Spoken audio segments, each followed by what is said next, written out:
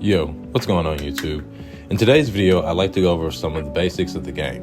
So we're going to actually discuss some very beginner things for players who may have forgotten these things, and just for newcomers. We'll be talking about such things as Don management, character summons, attack, and just overall things that you should be thinking about. Some terms that might be a little new to you, to the game, and some things that I think about whenever I'm playing. So let's first go with number one, and we'll talk about Don management. Now, if you've never been a law player, or if you've never been a combo-oriented player, then you've never really had to think heavily on how you manage Don. Sakazuki being introduced into the game really changed how it is that we use Don, invest Don, and spend Don for the turn, because it mathematically required you to think about how you were going to play out your turn, reserve your cards, and play out for the upcoming turn. But to go on to the topic of Don management, some things that I always keep in mind whenever it is I'm thinking about Don management, especially as a law player, is how much I'm going to need for not just the upcoming turn, but the turn after that as well. You always want to try and keep in mind, if you're doing some sort of funny Don management thing with your leader, then you always want to keep in mind the amount of Don that you're going to have for the next turn, such as if you're playing Luffy, or if you're playing, again, any kind of leader that does Don managing, or anything that does Don managing, always keep in mind how much Don you're going to be in 2 turns, or how much Don you want to be in 2 turns, so that you know what you can account for, what you can play that's already existing in hand, and not for what you can play that could possibly come into hand. Always be mindful of how much it costs for something. I know that this has thrown a lot of players off. I know that I've played in matches recently where someone has miscounted their Don and summoned a creature and didn't have enough Don for a leader ability or enough Don for an attack.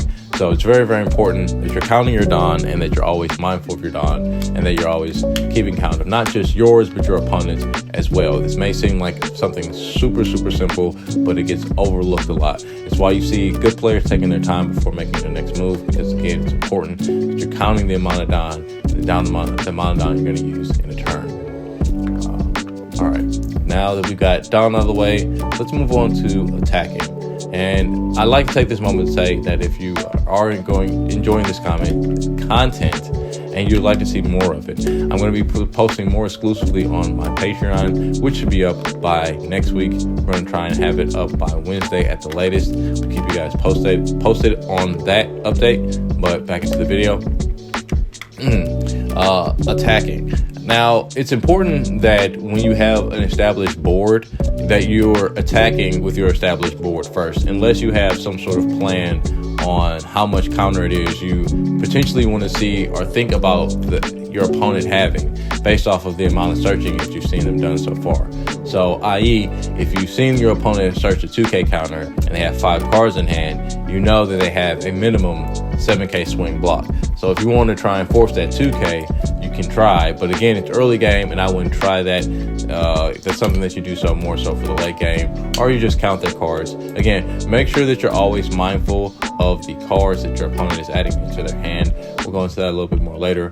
But as far as attack ordering goes, we learned that from playing yellow, that you always want to swing with your creatures first. If you're still in the state of the game where you're swinging with your leader first, if your leader doesn't have some sort of ability that helps push your play further, then you shouldn't be swinging with leader first. You should always be saving your leader swing for last, because your characters can be affected by your opponent's life. Your leader can, but not to the degree of being removed from the game. Your characters can be removed, so you always want to swing with your characters, and you always want to swing with lowest to highest. I see a lot of players that always swing with their highest creature first, and this is a mistake, because again, it takes a certain sense of pressure off of your opponent whenever you swing with the highest creature first, because if they know that that's an attack that they don't have to deal with and or counter out of. Now, I can understand doing this again in certain matchups. If you're in certain situations and you have certain information, by all means swing with the highest creature if you think that's going to force something out of your opponent, or if again you're trying to force something out of your opponent. But again,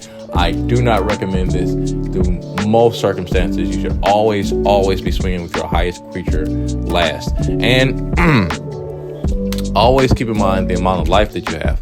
Another mistake that I see players making is that they will hoard their blockers. Stop hoarding your blockers. Stop using your blockers as blockers. Sometimes you just have to swing with them. When you swing with your blockers, you may think, oh no, I can't block now, they're going to swing at me.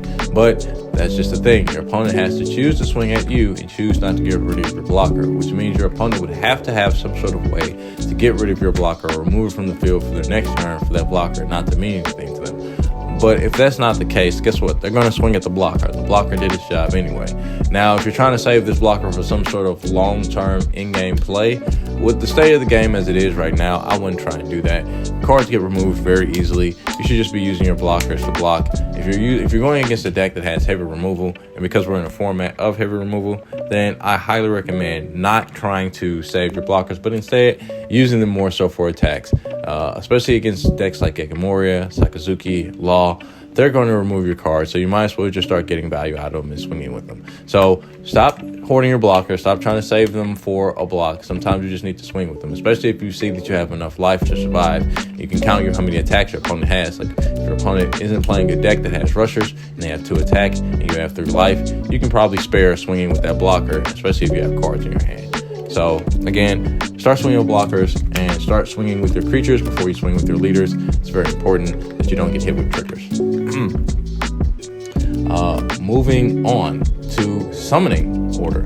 I've spoken about this before, but I'm going to again touch on this subject. But summoning order is very important. I see a lot of people will miss an opportunity window to summon a creature. In the game of One Piece, we have these things that are called opportunity windows. Opportunity windows are exactly as they sound. You have an opportunity to summon this creature, and this is the only time that you have the opportunity to summon this creature, to where it won't cost you a turn or be detrimental to you later on.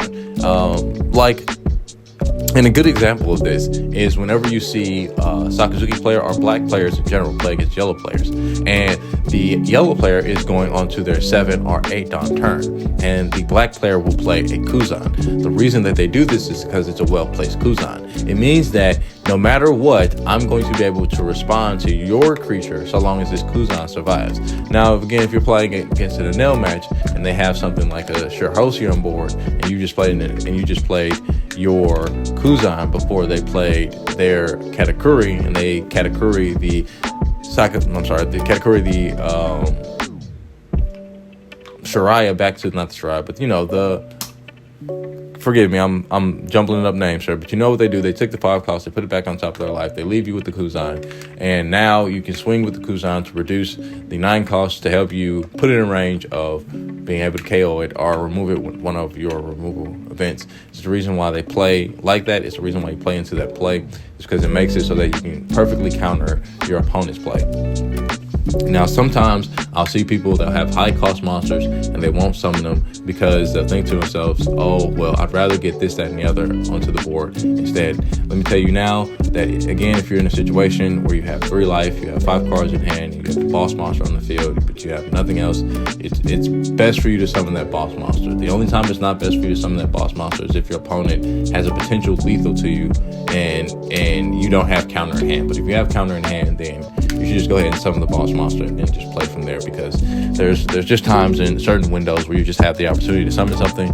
And I know I've seen it plenty of times. I know people kick themselves in the butt plenty of times where they choose to summon something else over prioritizing summoning something that would have been better for them in the long run, and then they get kicked in the butt because they lose the opportunity to play that card because now they're so far behind that to play the card would put them in a further back position than any kind of leading position. So always be mindful of what you're summoning. Always be mindful of the opportunity that you have to summon cards. Sometimes it's just best for you to summon the high cost creature than try and create some sort of board state or even to deal with your opponent's board state. I know I see that a lot of times too. People prioritize dealing with the board state instead of summoning creatures. And whenever you do that, that means that doesn't mean that you're falling behind in the game. It just means that you had to use most of your resources early rather than later. And in this game, you rather save your resources for later. I know that sometimes you may see board states that you want to deal with, and because you have the ability to do so doesn't mean that you should. You should be trying to hold off those cards for a late game scenario instead of just trying to rush in and get everything off the board as quickly as possible.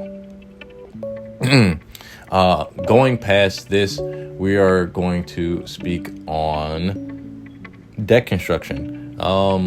It's to each his own, but there's a good rule of thumb to deck construction. You want to have a certain number of 2K counters, a certain number of non-counter, and a certain number of utility in the deck. I don't want to say like the certain number of 1K counters you should have, because that just comes with the creatures in the deck. But there is a certain number of 2K counters. Generally speaking, 10 is a good number of 2K counters to have in a deck, especially if those 10 2K counters have a versatility to them, meaning that they double as having a second an effect that when on play, they actually do something to help you advance your game state. Example of these are going to be Tashiro, Otama. Those are really good examples of 2K counters that have versatile utility to them. It's where you can play them and they affect the game, or you can use them for their 2K counter and they affect the game.